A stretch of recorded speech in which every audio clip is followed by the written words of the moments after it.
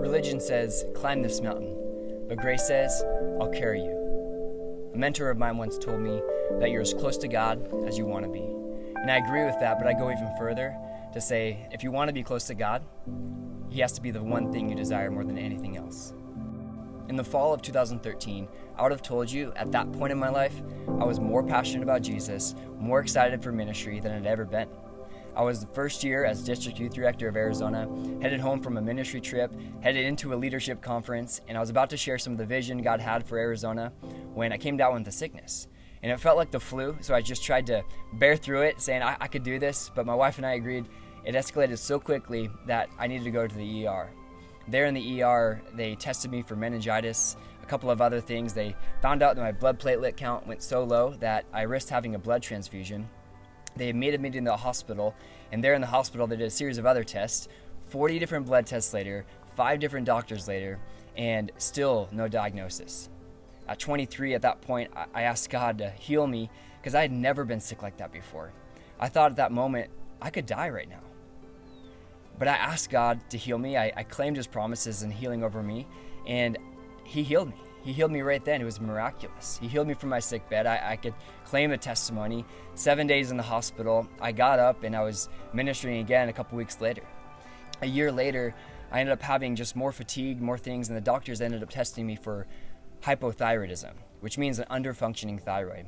A year after that, they were able to diagnose me finally with Hashimoto's, which Hashimoto's is autoimmune disorder, essentially attacking my thyroid as a foreign intruder and trying to basically destroy my thyroid, which your thyroid's most responsible for metabolic function, and the most sensitive organ to that is your brain.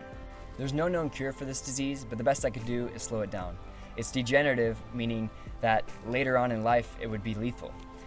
The brain function would eventually deteriorate, and it could eventually turn into something like Alzheimer's or dementia. Well, as someone with a family history of early death, that was very scary, and so I had to drastically change my lifestyle. A strict diet was just one thing. I had to look at all the different triggers like stress, and the doctor even recommended me, saying if ministry was too stressful for me, then I needed to quit my job. Well, I realized that would be something I needed to take up with God, and I didn't think that was going to change. Here I am 2 years later, and I'm still trying to figure out this new lifestyle. I still have a lot of the same symptoms, but the most difficult part in all of it has been my spiritual disciplines. I feel as if a lot of them have been robbed from me. All the ways I felt in the past that I could approach God, the ways that I wanted to, and the ways that I felt I always could get close to Him have all been stripped from me. Fasting was a way I always knew I could feel close to God. But even that, my doctor says if I try to skip meals, I'll literally be killing myself. Generosity is a big thing for my wife and I, and we love to give. But because of our medical bills and all of that piling up, and there's a lot of them, we haven't been able to give the way we want to give. Meditation and Bible reading and prayer and those times of concentration and trying to focus in, even that has been limited because of my capacity and my brain function. And another side of it is the emotional side. I've definitely been affected that way. I've gone through a series of droughts of depression and times of just wondering and why am I going through all these things, and in all of this I continue to love Jesus. I trust that He's good in my life. I know that God is victorious in the end. I know that my Redeemer lives, and it's not about me coming down to the very end and getting to know all the answers, because I'd love to know the answers. I have a lot of questions, but even better than that, I know the solution. Hope is a person, and His name is Jesus. To me, that's what gets me through.